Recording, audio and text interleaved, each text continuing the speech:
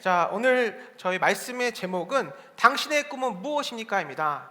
오늘 이 말씀의 제목이기도 한 이 질문에 여러분들은 무엇이라고 답하시겠습니까?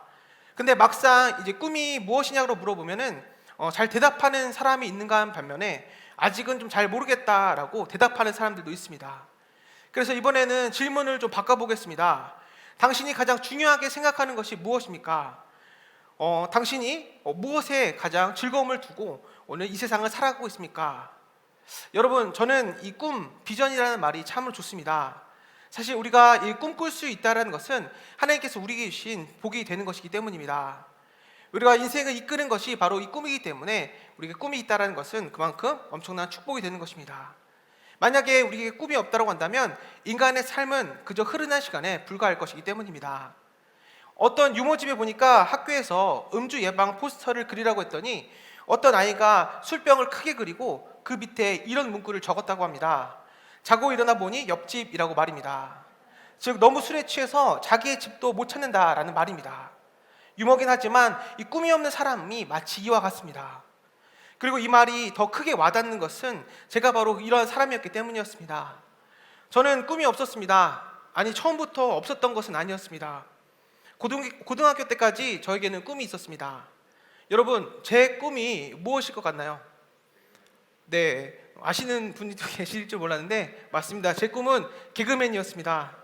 집에서는 이 엄한 아버지로 인해서 무슨 일을 하든지 눈치를 봐야 됐고 항상 조심스러웠습니다. 그리고 칭찬은 거의 들어보지 못했고 언제나 그냥 혼나기만 했던 기억만 있습니다. 그래서 전 집에 있을 때는 항상 조용하게 지냈었습니다. 그러나 그렇게 집에서 억눌렸던 제가 이제 친구들을 만나거나 학교에 가면 달라지게 되었던 것입니다. 특히 친구들이나 이 선생님들을 웃길 때 집에서 받지 못한 그런 관심과 인정을 받는 느낌이 들었고, 그래서 더 저는 웃기는 데 집중했었던 것 같습니다. 그렇게 사람들을 웃기다 보니까 나름 학교에서는 유명인이 되어져 있었습니다. 특히 그때 제가 이 성대모사나 모창을 많이 했었는데 처음에는 이제 친구들 앞에서 하던 것들이 어느덧 이제 교무실에서 선생님들 앞에서 또 하게 되었고, 나중에는 또 수련회 MC로 발탁되어서 전교생 앞에서 성대모사를 했던 기억도 있습니다. 그러다 보니 주변에서는 저에게 너는 꼭 개그맨이 되어야 한다. 나중에 커서 유명해지면 선생님 꼭 찾아와라. 나랑 같이 개그 듀오로 대회에 나가보자라는 이런 얘기를 많이 듣게 되었습니다. 그리고 저는 그런 얘기를 듣다 보니까 자연스럽게 저 또한 이 개그맨을 꿈꿨던 것 같습니다. 그렇게 저는 용기를 내어서 처음으로 당당하게 오늘 저 개그맨이 되고 싶다라는 그 꿈을 부모님께 말씀드렸습니다. 그러자 부모님은 개그맨은 아무나 되는 줄 아냐? 너같이 말주변이 없는 애가 무슨 개그맨이냐? 헛소리하지 말고 공부나 해라 라는 얘기를 듣게 되었던 것입니다. 지금 와서 보면 제가 집에서 그렇게 조용했으니까 부모님으로서는 말도 안 된다라고 생각했을 게 당연했을 것입니다. 그런데 당시에는 제가 용기를 가지고 처음으로 말씀드린 제 꿈이 그렇게 무시당했다라고 생각을 하니까 더 이상 그 어떤 꿈도 꿈꿀 용기를 갖지 못하게 된 것 같습니다. 그렇게 저는 그때부터 아무런 꿈도 갖지 않은 채 그냥 나이만 자꾸 먹게 되었고, 그렇게 어느덧 26살이 된 것입니다. 물론 그 기간 동안에 어떠한 노력도 하지 않은 것은 아니었습니다. 다만 꿈이 없다 보니까 구체적으로 무엇을 해야 할지 몰랐고 그렇게 방황하고 허송세월만 보냈던 것이 저의 과거의 모습이었습니다. 그러나 저는 그 모든 과정이 하나님의 인도하심이었다는 것을 나중에 알게 되었습니다. 그렇게 꿈이었던 저를 이곳 베델 비전 교회로 인도하여 주셨고, 이곳에서 처음으로 예수를 만나 꿈을 꾸기 시작했던 것입니다. 그리고 그 결과로 예전이나 지금이나 너무나 부족한 제가 감히 여러분들 앞에서 제 꿈에 대해서 이야기할 수 있는 이런 귀한 자리까지 올 수 있게 되었던 것입니다. 비록 제가 개그맨으로서 사람을 웃기면서 관심과 사랑을 받지는 못하지만 지금 이 자리에서 부족한 제 얘기에 관심을 갖고 사랑으로 인내해서 들어주시는 여러분들이 계시고, 또 지금 4대의 방송용 카메라가 저를 비추고 있고 또 유튜브로 이렇게 송출된다라고 생각하니까 저는 이미 제 꿈을 이뤘다라고 생각하게 됩니다. 그리고 무엇보다 그저 웃고 지나가면 아무것도 남지 않을 개그가 아닌 살아계신 하나님의 말씀을 전함으로써 한 영혼을 변화시킬 그 삶이 너무나도 기대가 됩니다.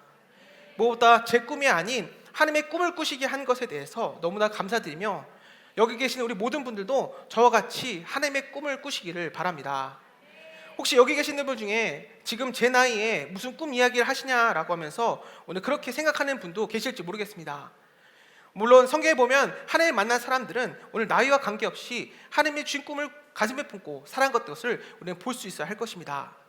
어느 날 하나님은 75세가 된 아브라함을 찾아왔습니다. 그리고 그에게 한 민족을 이룰 것을 또 그것을 꿈꾸게 하셨던 것입니다. 하나님은 80세가 된 모세를 찾아와서 애굽에서 종살이 하는 하나님의 백성 이스라엘을 예방시키는 꿈을 가지게 하셨던 것입니다. 80세가 된 이 할아버지였지만 이 모세는 하나님이 주신 그 꿈을 품고 애굽으로 돌아왔습니다. 여러분, 꿈은 나이와 관계없습니다. 하나님 만난 사람들은 그때부터 놀라운 그 하나님의 꿈을 가슴에 품게 되는 것입니다. 무식한 어부였던 베드로를 보시기 바랍니다. 어느 날 주님은 밤새 물고기 한 마리를 잡지 못했던 베드로를 찾아오셔서 이렇게 말씀하셨습니다.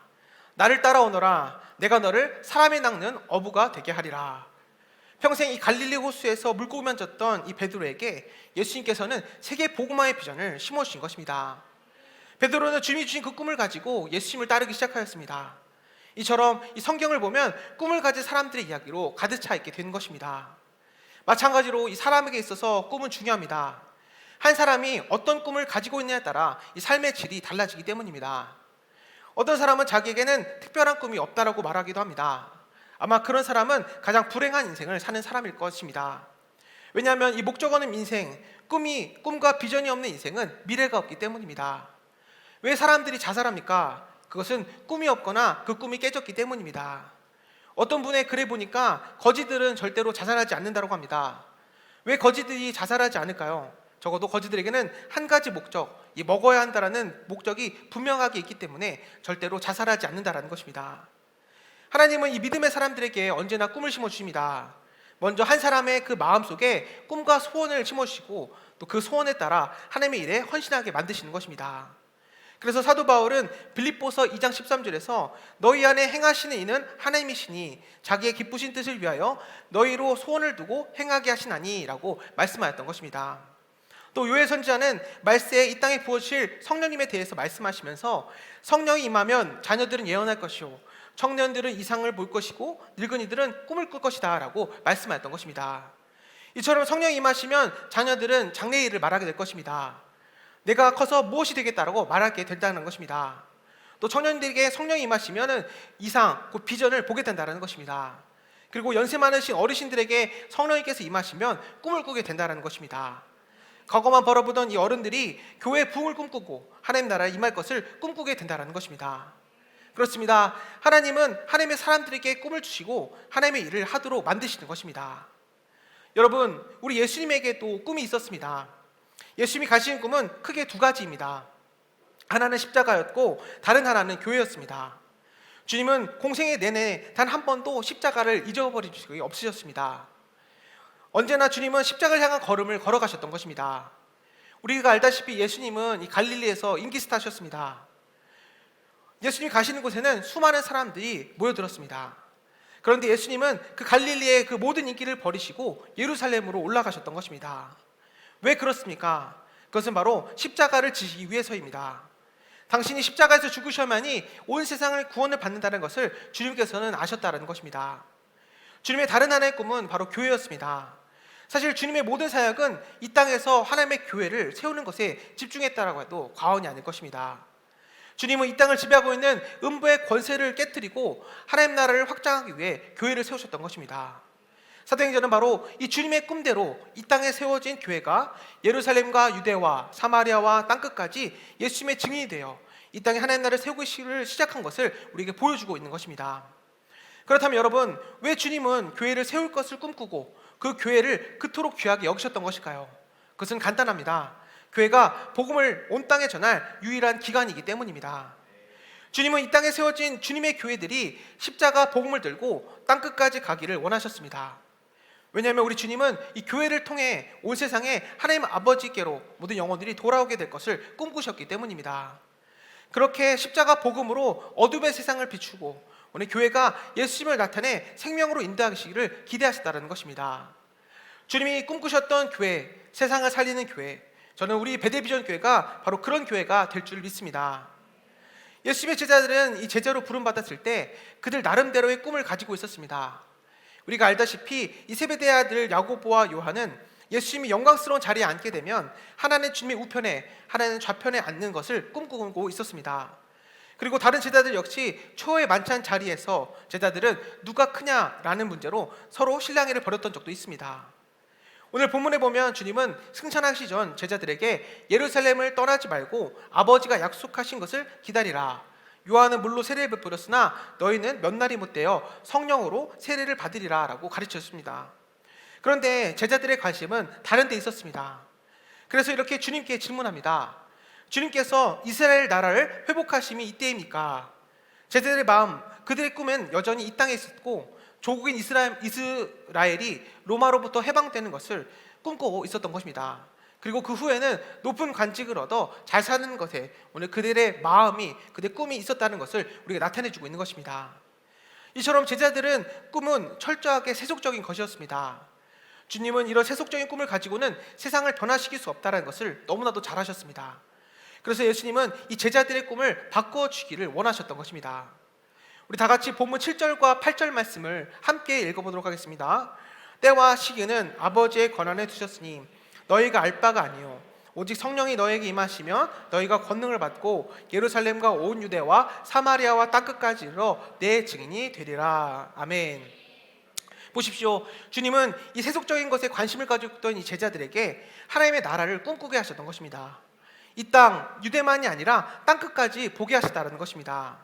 십자가 복음의 증인으로서 땅끝까지 예수님을 증거하라고 그렇게 꿈꾸게 하셨다는 것입니다. 오늘 자기의 꿈을 말하는 그들의 가슴 속에 예수님의 꿈을 심어주셨다는 것입니다.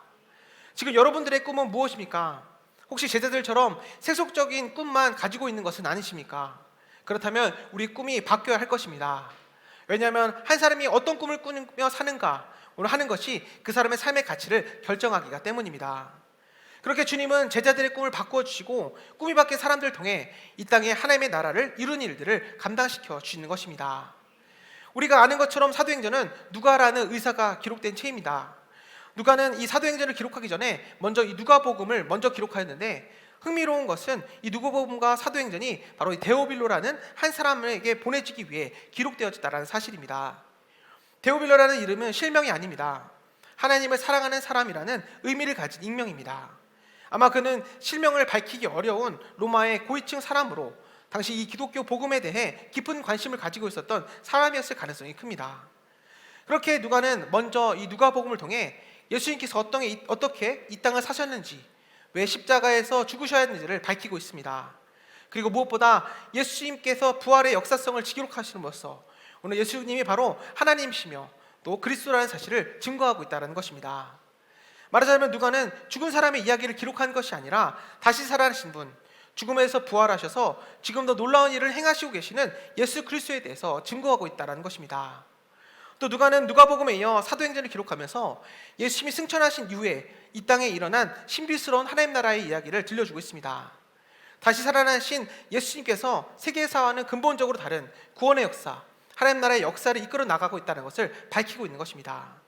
그렇기 때문에 오늘 이 사도행전 안에는 구원받은 성도들이 이룬 사랑의 공동체인 교회가 있고 또 놀라운 기적들이 같이 나타내져 있는 것입니다. 우리가 알다시피 초대교회에서는 하나님의 말씀을 듣고 마음을 찔림을 받은 사람들이 하루에 5천 명 이상씩 주님께 돌아오는 역사가 일어나게 되었던 것입니다. 또 태어난 손에서 안증뱅이였던 사람이 일어나게 되었고 오늘 찬송할 때 감옥문이 열리고 수많은 이방인들이 구원을 받고 예수님의 제자가 되는 역사가 일어나게 되었다는 것입니다. 우리는 이 사도행전을 통하여서 마가의 다락방에서부터 시작된 예수 그리스도의 복음, 즉 하나님 나라의 일들이 예루살렘과 온 유대와 사마리아와 땅끝까지 오늘 세계 중심이 그 로마까지 흔들어놓은 이야기를 우리는 들을 수가 있게 되는 것입니다. 이처럼 하나님 나라의 일들은 정말로 놀랐습니다. 그런데 여러분, 우리가 정말 이 사도행전을 잘 이해하려고 한다면 누가복음을 먼저 알아야 합니다. 누가복음을 모르면 우리는 사도행전을 이해할 수가 없습니다. 사도행전은 예수님의 부활을 주님으로 만난 사람들의 이야기이기 때문입니다. 본문 1절과 2절 말씀을 우리 함께 읽어보도록 하겠습니다. 데오빌로여, 내가 먼저 쓴 글에는 무릇 예수께서 행하시며 가르치시기를 시작하심으로부터 그가 택하신 사도들에게 성령으로 명하시고 승천하신 날까지를 기록하였노라. 여기 보면 먼저 쓴 글, 이 누가복음에서 예수님의 행하심과 가르치심, 또 성령으로 명하시고 승천하신 것까지 기록되어져 있다고 말합니다. 예수님은 부활을 통해 당신이 하나님의 아들이시며 그리스도라는 사실을 밝히 드러내셨던 것입니다. 우리가 알다시피 원래 이 복음서란 예수님의 삶에 대한 기록책입니다. 마태, 마가, 누가 그리고 요한은 자신의 눈에 비친 예수님의 삶을 자기들의 언어를 통해 소개했던 것입니다. 그에 비해 로마서나 고린도후서 또 갈라디아서 같은 서신들은 교리서라고 할 수 있습니다. 이 교리서란 예수님의 삶과 교훈에 관한 책입니다. 그런데 의미심장한 것은 이 복음서와 교리서 사이에 바로 이 사도행전이 자리 잡고 있다는 것입니다. 사도행전은 예수님을 따르는 사도들의 행전이라는 의미로 행전, 즉 행함의 기록이라는 뜻을 가지고 있습니다. 이 행함의 기록이 복음서와 교리서 사이에 위치하고 있다는 것입니다.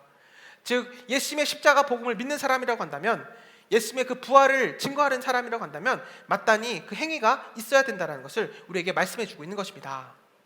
저는 그리스도인들을 두 가지 종류로 나눌 수 있다고 생각합니다.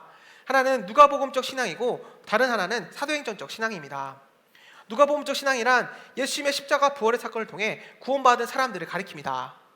이들은 예수님을 몰랐다가 예수님을 알고 하나님의 자녀가 되었던 사람들입니다. 죽어서 천국 갈 것을 믿고 주일날 예배를 드리고 오늘 구원의 은혜에 감사하는 사람들을 말합니다.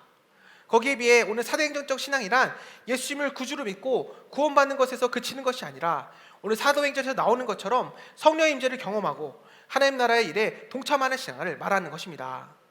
자신이 구원받은 것만이 아니라 예수님의 증인이 되어서 복음을 전하고 그리고 그 과정에서 기적을 체험하며 삶을 통해 하나님 나라를 보여주는 것이 바로 이 사도행전적 신앙이라고 할 수 있습니다. 여기서 중요한 것은 우리가 이 누가복음적인 신앙에만 머물러 있어서는 안 된다는 것입니다. 누가복음적 신앙, 즉 자신의 구원을 확신하는 것만으로는 되지 않고 오늘 사도행전적 신앙인 성령의 임재를 체험하고 하나님 나라의 일에 동참하는 삶을 살아야 한다는 것입니다. 우리 중에 어떤 사람은 분명히 구원을 받았는데 하나님의 생생한 역사를 체험하지 못한 사람들이 있습니다. 죽어서 천국 갈 것은 알지만 자신의 삶의 현장에서 하나님 나라를 보여주지 못하는 사람들이 있다는 것입니다. 하나님은 결코 우리가 그렇게 살기를 원하고 계시지 않습니다. 하나님은 우리의 삶의 현장인 학교와 가정 또 직장에 하나님 나라가 이루어지기를 원하시고 계십니다. 그러므로 우리들이 예수 그리스도의 증인으로서 하나님 나라의 일꾼으로서 우리의 남은 삶을 평생 하나님을 증거하는 삶을 살아야만 하는 것입니다. 부활하신 주님께서는 바로 승천하시지 않고 40일 동안을 지상에서 머물면서 하나님 나라에 대해 제자들을 가르쳤습니다. 예수님은 이 제자를 통해 이 땅에 하나님의 나라가 이루어질 것을 기대하셨다는 것입니다. 주님께서 부활하신 후 곧바로 승천하시냐는 이유는 바로 여기에 있습니다. 주님은 이 제자들을 직접 만나 그들의 가슴에 하나님 나라에 대한 비전을 심어주셨고 어떻게 하면 이 땅에 하나님 나라를 이룰 수 있을 것인데 해 말씀해 주셨다는 것입니다. 이 40일 동안 예수님께서는 부활하신 모습으로 이 제자들에게 나타내심으로써 직접적으로 부활의 증거를 보여주셨다는 것입니다. 그리고 하나님 나라에 대해 말씀하셨으며 약속하신 성령을 기다리라고 명령하셨던 것입니다. 제자들은 곧 성령의 권능을 받고 하나님 나라의 증인이 되었다는 것입니다. 그리고 이 일은 우리에게도 굉장히 중요한 일이며 우리 일생에 걸어야 할 꿈과도 관계가 있다는 것입니다. 사도행전의 주제는 역시 하나님 나라입니다. 사도행전은 하나님 나라로 시작해서 하나님 나라로 끝이 나게 됩니다. 우리 다 같이 본문 3절 말씀을 함께 읽어보도록 하겠습니다. 그가 고난받으신 후에 또한 그들에게 확실한 많은 증거로 친히 살아계심을 나타내사 40일 동안 그들에게 보이시며 하나님 나라의 일을 말씀하시니라. 자, 그렇다면 이 하나님 나라는 과연 어떤 나라일까요? 하나님 나라는 이 성령에 의하여 하나님의 백성의 삶이 이루어지는 하나님의 통치를 나타내는 것입니다. 오늘 여러분들은 이 하나님 나라에서 살고 계십니까?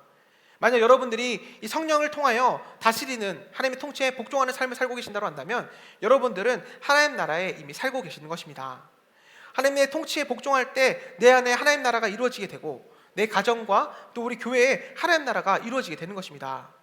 그러나 우리가 하나님 나라의 그 통치에 하나님의 통치에 불복종하게 된다고 한다면 우리는 결코 이 하나님 나라를 맛볼 수가 없게 되는 것입니다. 하나님 나라의 영광과 능력과 축복을 누리기를 원하신다면 성령님의 음성에 귀 기울이시며 오늘 하나님의 그 다스리심에 전적으로 우리가 복종해야 한다는 것입니다. 그런데 중요한 것은 우리가 이 세속적인 꿈을 가지고는 세상을 변화시킬 수가 없다는 것입니다. 그렇기 때문에 오늘 주님은 제자들의 꿈을 바꾸어 주기를 원하였습니다. 세속적인 꿈이 아니라 주님이 꾸셨던 하나님 나라의 꿈을 가지시게 했다는 것입니다. 그래서 그때와 그 시기는 아버지의 권한이다. 그러니 너희는 더 이상 그런 세속적인 꿈이 아니라 하나님 나라의 꿈, 나의 꿈을 꾸어야 한다라고 말씀하고 계시는 것입니다. 제자들이 한 사람이 어떤 꿈을 가졌느냐에 따라 그 사람의 인생이 달라질 수가 있습니다. 세속적인 꿈을 가지게 된다면 그 사람은 세속적인 삶이 될 수밖에 없습니다. 그러나 고귀한 꿈을 가지게 된다고 한다면 그 사람의 인생은 고귀한 인생이 될 것입니다. 그러므로 우리가 어떤 꿈을 꾸며 사는가가 참으로 중요합니다. 이런 의미에서 제자들이란 꿈이 바뀐 사람들이라고 할 수 있습니다. 대체로 사람들의 꿈에는 두 종류가 있다고 할 수 있습니다. 하나는 이 사람들 자신이 직접 만든 꿈입니다. 예를 들면 어릴 때 가난하게 산 사람이 대부분은 부자가 되고 싶은 꿈을 가지게 됩니다. 이런 것은 인간적인 꿈입니다. 나의 욕망으로부터 나온 꿈입니다. 이것을 가리켜 우리는 야망이라고도 합니다. 그러나 하나님으로부터 온 꿈이 있습니다. 우리는 이것을 비전이라고 말합니다. 대부분 성경에 나타난 하나님의 사람들이 꿈꿔왔던 꿈입니다. 그런데 여러분, 우리가 곰곰이 생각해보면 자신의 욕망으로부터 나온 이 야망과 주님께서 주신 꿈, 이 비전은 서로 닮을 수도 있다는 것을 알 수가 있습니다. 적어도 겉모습은 닮았습니다. 어떤 구호를 외치는 것이나 추진력을 보게 된다면 둘은 서로 비슷합니다. 그래서 얼핏 보면 야망이 하나님께서 주신 비전처럼 보일 수도 있고 하나님이 주신 비전이 자기 욕망처럼 보일 수도 있습니다. 그러나 그 속은 매우 다릅니다. 야망은 그 중심에 내가 있고 비전은 그 중심에 하나님이 있기 때문입니다. 야망은 자신의 삶을 결국 사망과 저주로 이끌어가지만 비전은 우리를 생명과 축복으로 이끌어가는 것을 우리는 볼 수가 있게 되는 것입니다. 주님은 이 제자들의 꿈을 바꿔주셨습니다. 꿈이 바뀌어야 진정한 주님의 제자가 될 수가 있기 때문입니다. 그렇기 때문에 어떤 의미에서 예수님의 제자 훈련의 마지막 장은 바로 이 제자들의 꿈을 바꾸는 훈련이다라고 할 수가 있는 것입니다. 1800년대 중반 자신의 야망을 버리고 주님께서 주신 꿈, 비전을 품게 되었던 한 사람의 이야기가 있습니다. 바로 앙리 디낭이라는 사람입니다. 그는 예수님을 믿긴 했지만 여전히 세속적인 욕망이 강한 지극히 세속적인 사람이었습니다. 그래서 당시 이 세계에서 가장 막강한 영향을 끼치던 나폴레옹 황제를 만나 스위스와의 경제협력을 이끌어내어 거대한 부자가 되는 그런 꿈을 가지고 있던 사람이었습니다. 그는 자신의 야망을 이루기 위해서 파리로 갔습니다. 그러나 나폴레옹이 전쟁터로 방금 떠났다는 소식을 듣게 되었습니다. 그래서 그는 이 나폴레옹을 만나기 위해서 전쟁터로 가게 되었습니다. 그곳에서 그는 프랑스와 이 오스트리아군의 치열한 전투를 보게 되었습니다. 그리고 그 눈앞에서 양군의 질비한 시체가 보이게 되었고 부상자의 이 고통에 찬 신음소리가 그의 귀에 들려오게 되었습니다. 그 모습은 마치 지옥과도 같았습니다.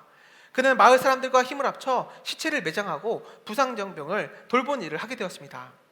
그런 도중에 전투는 끝나게 되었고 나폴레옹도 전쟁터를 떠나게 되었습니다.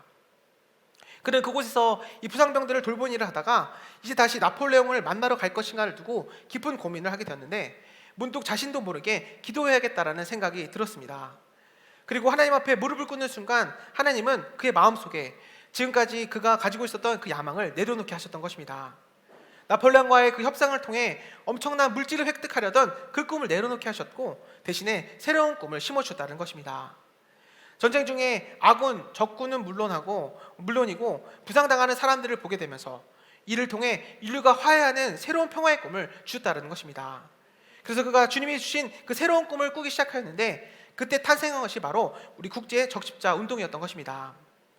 그러므로 우리들의 꿈은 바뀌어야 합니다. 자신들에게서 나오는 욕망, 야망이 아니라 주님께서 주신 꿈, 하나님 나라의 꿈을 꿀 수 있어야 하는 것입니다. 그렇다면 여러분, 우리가 어떻게 하면 이 거룩한 꿈, 예수님이 꾸셨던 이 하나님의 꿈을 꿀 수가 있게 될 것일까요? 첫 번째는 주님이 주신 꿈이 우리의 꿈이 되려고 한다면 우리는 그 무엇보다 먼저 성령으로 충만해야 할 것입니다. 본문 8절 말씀을 우리 다 함께 읽어보도록 하겠습니다. 오직 성령이 너에게 임하시면 너희가 권능을 받고 예루살렘과 온 유대와 사마리아와 땅끝까지 이르러 내 증인이 되리라 하시니라. 아멘. 여기 보면 예수님은 오직 성령이 너에게 임하시면 땅끝까지 이르러 내 증인이 된다라고 말씀하여 주셨습니다. 우리 주님은 제자들에게 성령이 임하시면 그들 안에 하나님이 주신 꿈, 비전이 생기게 될 것을 아셨던 것입니다. 그렇습니다. 성령님은 사람들로 하여금 하나님의 꿈을 꾸게 만드는 역할을 하게 되는 것입니다. 그래서 이 요엘 선지자는 성령님께서 임하시면 우리 그날에 일어날 일에 대해서 이렇게 말씀하였습니다. 요엘서 2장 28절입니다. 그 후에 내가 내 영을 만민에게 부어주리니 너희 자녀들이 장래일을 말할 것이며 너희 늙은이는 꿈을 꾸며 너희 젊은이는 이상을 볼 것이며. 여기에 보면 요엘 선지자는 하나님의 영이 부어지면 자녀들이 장래의 일을 말하고 늙은이들은 꿈을 꾸고 젊은이들은 이상을 볼 것이다라고 말씀하셨습니다. 이것이 바로 성령 받은 사람들의 특징이다라는 것입니다. 자녀들은 예언한다, 젊은이들은 환상을 본다, 늙은이 우리 어르신들은 꿈을 꾼다라고 말씀하고 있는 것입니다. 이 부언에서 설명을 하면 이 자녀들은 예언한다라는 이 말은 이 구약 시대에는 하나님이 특별하게 선택된 이 예언자들만 통해서 예언하셨지만 오늘 성령을 받은 자녀들은 자신의 미래를 알게 된다는 것입니다. 내가 어떻게 무엇을 위해 살아야 하는지를 알게 된다는 말입니다. 또 젊은이는 환상을 본다라는 이 말은 보통 일반 젊은이들이 가지고 있는 좋은 대학을 나와 좋은 직장에 취직해서 결혼하는 그런 환상을 말하는 것이 결코 아닙니다. 여기에서 이 환상은 내 인생과 내 젊음을 투자하여 하나님 나라의 사명과 비전을 이루는 삶을 살고 싶은 그 환상을 말하게 되는 것입니다. 우리 베델비전교회 청년들은 바로 이러한 환상을 보아야 할 것입니다. 그리고 어르신은 꿈을 꾸신다라는 것입니다. 여러분, 어르신들이 가장 두려워하는 것이 무엇인지 아십니까? 하나는 새로운 대한 그 도전이고 또 하나는 죽음에 대한 두려움입니다. 하지만 이 성령 충만하신 어르신들은 이런 두려움을 극복하고 꿈을 꾸게 된다는 것입니다. 마치 갈렙이 이 85세임에도 불구하고 여호수아에게 나아가 이 산지를 내게 주소 하면서 하나님이 사명을 맡겨주시면 무엇이든지 할 수 있다라고 말하고 실제로 그렇게 살았던 것 같이 그렇게 우리가 성령 충만을 받으면 살 수가 있게 된다는 것입니다. 그러기에 우리 남녀노소 모두가 성령 충만을 할 것입니다. 그래야 우리는 하나님께서 우리에게 맡기신 그 비전을 바라볼 수가 있게 되고 주님께서 기뻐하신 일을 할 수가 있게 된다는 것입니다. 주님의 제자들이 바로 그러했습니다. 오순절날 제자들에게 성령님께서 임하게 되시자 성령님이 그들로 하여금 새로운 꿈을 꾸게 하셨다는 것입니다. 그들의 꿈을 바꾸어 버렸다는 것입니다. 더 이상 이스라엘의 회복이 아니라 예수님의 증인이 되어 땅끝까지 복음을 전하는 그 위대한 꿈, 하나님 나라의 꿈을 꾸게 하셨다는 것입니다. 그렇습니다. 우리 성령님께서는 사람을 변화시키는 능력과 권세가 있으십니다. 성령님께서 제자들의 꿈을 바꾸고 그들의 세계관도 바꿔 놓으셨습니다.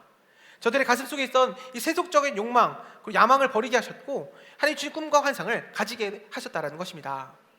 그러자 이스라엘 나라의 회복이 이때입니까? 라고 묻던 그들이 더 이상 이스라엘, 예루살렘에만 머물지 않았고 성령님께서 주신 그 꿈을 가슴에 품고 온 유대와 사마리아와 땅끝까지로 나아가게 되었다는 것입니다.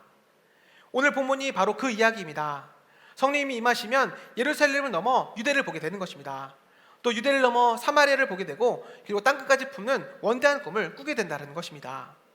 그래서 마태복음 마지막 부분에 보면 예수님은 제자들에게 이렇게 말씀하셨습니다. 하늘과 땅의 모든 것을 내게 주셨으니 그러므로 너희는 가서 모든 민족으로 제자로 삼아 아버지와 아들과 성령의 이름으로 세례를 베풀고. 저는 이 부분을 읽으면서 과연 제자들이 오늘 주님께서 하신 이 말씀을 제대로 이해했을까라는 생각이 들었습니다. 유대 땅을 한 번도 벗어나 본 적도 없던 그들이 어떻게 모든 민족을 제자로 삼고 땅끝까지 나아가 주님의 증인이 될 수 있었겠습니까? 실현 불가능한 것처럼 보였습니다. 그러나 여러분, 결국 그렇지 않았습니다. 오순절날 성령이 그들에게 임하시자 그들은 이전에도 전혀 꿈꿔보지도 못했던 것을 꿈꾸기 시작하였고 이전에 결코 보지 못했던 환상을 보게 되었다는 것입니다. 그들이 자신들의 그 꿈을 버리고 예수님의 꿈을 가슴에 품게 되자 그들의 삶에 하나님 나라가 먼저 임하게 되었다는 것입니다. 내 것과 내 것을 가리지 않고 서로 필요를 따라 나눠주며 함께 살게 되었던 것입니다. 또 세속적인 꿈을 가진 사람들은 결코 자신들의 것을 나눌 수가 없습니다. 그러나 이들이 하나님의 꿈을 품게 되자 서로의 것을 나누는 아름다운 교회 공동체를 이루게 되었다는 것입니다. 그뿐 아니라 우리 꿈이 바뀌고 사람이 변하니까 다 좋아졌다는 것입니다. 그래서 그들은 모이기에 힘썼습니다. 모이면 기쁘고 즐거운 마음으로 함께 떡을 뗐고 또 함께 기도하였던 것입니다. 그리고 주님께서 주신 꿈을 함께 꾸기 시작하였습니다. 이것이 바로 사도행전입니다. 왜 이렇게 되었습니까? 그들에게 성령님이 임하셨고 성령님이 그들의 꿈을 바꾸어 놓았기 때문이었습니다. 더 놀라운 것은 사도행전 11장에 보면 안디옥교회는 바로 주님께서 주신 이 꿈을 더 명확하게 꾸기 시작했다는 것입니다. 그래서 그들은 바울과 바나바를 선교사로 파송하였습니다. 이전에 그들이 가보지 못했던 이 소아시아와 유럽으로 선교사를 보내기 시작했던 것입니다. 주님의 꿈이 드디어 제자들의 꿈이 되었다라는 것입니다. 두 번째, 주님께서 주신 주님의 꿈이 우리의 꿈이 되려고 한다면 우리는 주님이 다시 오실 것에 대한 분명한 소망을 가져야만 하는 것입니다. 이 세상만 보고 사는 사람은 절대로 우리 주님의 꿈을 가질 수가 없습니다. 오늘 본문에 보면 주님께서는 이 제자들에게 당신의 꿈을 말씀하시고는 제자들이 보는 가운데서 하늘로 올려주셨습니다. 주님이 승천하신 장면을 제자들이 그 쳐다보고 있는 가운데 흰 옷 입은 두 사람, 그 천사들이 그들 곁에 서서 이렇게 말하였습니다. 우리 다 같이 본문 11절 말씀을 함께 읽어보도록 하겠습니다. 이르되 갈릴리 사람들아 어찌하여 서서 하늘을 쳐다보느냐, 너희 가운데서 하늘로 올려주신 이 예수는 하늘로 가심을 본 그대로 오시리라 하였느니라. 이 얼마나 가슴 벅찬 약속입니까? 여러분들은 주님의 재림을 생각할 때 소망과 감격을 느끼십니까? 그것이 여러분들의 가장 큰 삶의 즐거움이 되십니까? 승천하신 주님께서는 이제 곧 다시 오실 것입니다. 이제 주님께서 승천하실 때로부터 재림하실 때까지 우리에게는 시간이 주어졌다는 것입니다. 교회는 그 시간 가운데 주님의 재림을 기대하면서 열심히 하나님 나라를 확장해야 할 것입니다. 그리고 마침내 주님께서 다시 오시면 이 하나님 나라는 완성될 것입니다. 그리고 우리는 드디어 그 영광의 나라에 들어가게 되는 것입니다. 오늘 이 본문에 보면 주님은 너희는 가서 모든 민족을 제자로 삼아라, 땅끝까지 이르러 내 증인이 되라 라고 말씀하셨습니다. 그리고 난 다음 천사를 통해 하늘로 가신 본 그대로 오시리라고 그렇게 말씀하셨던 것입니다. 이 말씀을 더 분명하게 이해하기 위해서 우리는 마태복음 24장 14절 말씀을 읽어볼 필요가 있습니다. 우리가 같이 마태복음 24장 14절 말씀을 읽어보도록 하겠습니다. 이 천국 복음이 모든 민족에게 증언되기 위하여 온 세상에 전파되리니 그제야 끝이 오리라. 아멘. 그렇습니다. 오늘 주님의 재림을 기다리는 우리에게 분명한 것은 복음이 온 세상에 전파되면 우리에게 끝이 온다라는 것입니다. 그렇기 때문에 저와 여러분들이 이 땅에 사는 동안 우리 곧 꿈꾸고 해야 할 일이 명확해진다는 것입니다. 그것은 바로 온 세상에 복음이 전파되도록 해야 한다는 것입니다. 그래야 우리 주님이 다시 오실 것이기 때문입니다. 그런데 증인이 되기 위해서는 전제 조건이 있습니다. 그것은 바로 성령의 권능을 받는 것입니다. 하나님 나라는 하나님의 능력으로 이루어지는 나라이기 때문입니다. 이 성령의 권능은 장차 교회와 성도가 충만하게 받게 될 것입니다. 오늘 그 교회가 성령의 권능을 충만히 받았느냐, 또 그 성도가 성령의 권능에 힘입고 나아가느냐에 따라서 오늘 그 열매로 나타나게 될 것이기 때문입니다. 오늘 사람들의 마음의 문은 닫혀 있지만 우리가 끝까지 전도해야 할 이유가 바로 여기에 있는 것입니다. 헬라어에서 증인이라는 말은 순교자라는 말과 같은 단어입니다. 이것은 증인이란 복음 증거를 위하여서 생명까지도 두려움 없이 바치는 사람이라는 것을 우리에게 말씀해주고 있는 것입니다. 이 증인은 온 세계에 흩어져 하나님 나라를 건설하고 확장시킵니다. 사도행전의 역사는 바로 이 증인들에 의해서 이루어져 왔으며 오늘도 이러한 증인들이 사도행전의 역사를 계속해서 이루어 나가고 있는 것입니다. 저는 이번 여름휴가 때 혼자 양화진에 갔다 왔습니다. 그리고 양화진의 그 묘비를 하나씩 보면서 묵상하며 기도했을 때 앞으로 저의 인생도 이러한 인생이 우리나라 선교사의 삶을 살아보면 좋겠다는 마음이 들었고 그렇게 살아야겠다라는 결심을 하게 되었습니다. 그리고 여전히 부족하지만 우리 교회에 오게 하신 하나님께 감사하였고 지금의 그 어려움에 실망하거나 좌절하지 않고 죽도록 충성하며 나의 마음과 삶을 드리는 것이 제가 먼저 해야 할 일임을 알게 하셨던 것입니다. 그래서 그 양화진에 묻힌 이 수많은 선교사님들 중에 20대 청춘의 나이에 순교하면서 자신에게 만약 1000개의 목숨이 있다고 한다면 모두 다 이 조선에게 드리겠다라는 루비 캔들 선교사님처럼 오늘 하나님의 꿈을 이루어드리는 사람이 되기로 결단하게 되었던 것입니다. 또 보면은 이 한국 사람보다 한국을 더 사랑하여서 조국의 웨스터민스터 사원이 아닌 조선의 땅에 묻히기 전 원하였던 이 헐버트 선교사님처럼 또 인생의 단 한 번뿐인 이 신혼여행을 조선의 전도여행으로 대신하였던 언더우드 선교사님처럼 저도 한 번뿐인 삶을 이렇게 하나님의 일들을 이뤄가며 쓸데없는 세상의 가치가 아닌 가장 가치 있는 하나님의 일에 쓰임받고 싶다라는 꿈을 꾸게 되었던 것 같습니다. 그래서 그분들과 같이 오늘 하나님의 미랄이 되어 지금 우리나라가 이 복음의 축복을 누릴 수 있을 것 같이 아직 이 복음을 누리지 못하고 있는 수많은 나라 가운데 복음을 전하고 또 복음을 누릴 수 있도록 우리 교회에 통해 주신 1200 세계비전 가운데 100명의 제자를 세우고 10개의 교회를 세우는 개척자가 되고 싶다라는 마음을 가지게 되었습니다. 물론 그 길이 쉽지는 않겠지만 저희 목사님께서 개척자로 우리 교회를 세우셨던 것처럼 오늘 목사님께 배운 그대로 실천해서 오늘 목사님의 비전을 이어받아 꼭 제가 그것을 이루어 가도록 선포하겠습니다. 이것이 저의 앞으로 꿈이고 비전이 되는 것입니다. 사랑하는 우리 배대가님 여러분, 이제 저는 여러분들에게 오늘 묻고 싶습니다. 여러분들의 꿈은 과연 무엇입니까? 혹시 부자가 되는 것입니까? 갖고 싶은 거 다 갖고 남들이 부러워하는 그런 삶을 사시고 싶지는 않으십니까? 아니면 세상과는 상관없이 그저 취미생활하면서 편안하게 삶을 살기를 원하십니까? 오늘 한 번 사는 인생을 후회 없이 살고 싶고 가치 있는 삶을 사시기를 원하신다면 방법은 딱 하나입니다. 바로 주님께서 주신 그 꿈을 꾸고 그 꿈을 이루며 삶을 사는 것입니다. 예수님께서는 우리를 구원하시고 우리를 제자로 삼아 주셨습니다. 그렇다면 오늘 제자들이 꾸어야 할 꿈, 그것이 바로 오늘 우리의 꿈이 되는 것이고, 오늘 본문에 같이 제자들의 꿈이 바뀌었던 것처럼 우리의 꿈도 하나님의 꿈으로 바뀌어져 나가야 할 것입니다.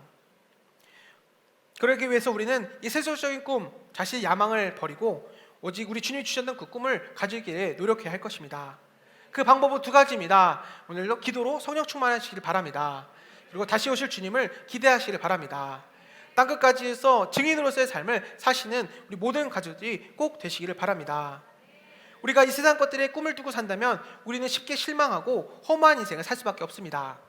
그러기에 우리는 다시 오실 주님을 기다리는 부푼 꿈과 기대를 가지고 살아야만 하는 것입니다. 왜 우리가 하나님 나라를 이 땅 가운데 세워야 할까요? 그것은 하나님 나라의 비전, 예수의 비전, 우리 목사님의 비전이 나의 비전, 여러분들의 비전이 되기 때문입니다. 그리고 그 비전은 주님 오실 그날까지 땅끝까지 나가서 교회를 세우는 것입니다. 복음을 전하고 복음을 누리게 하고 또 제자로 삼아 계속해서 교회를 세워가는 것입니다. 그렇게 하나님 나라를 이 땅 가운데 이루어 나가고 확장시켜가는 것이 바로 킹덤 빌더가 되는 것입니다. 나를 통하여 또 나의 후손들을 통하여 우리 주님 오실 그때까지 하나님을 이루며 하나님 나라를 이루며 나가는 그 비전이 우리의 비전이 되어야 한다는 것입니다.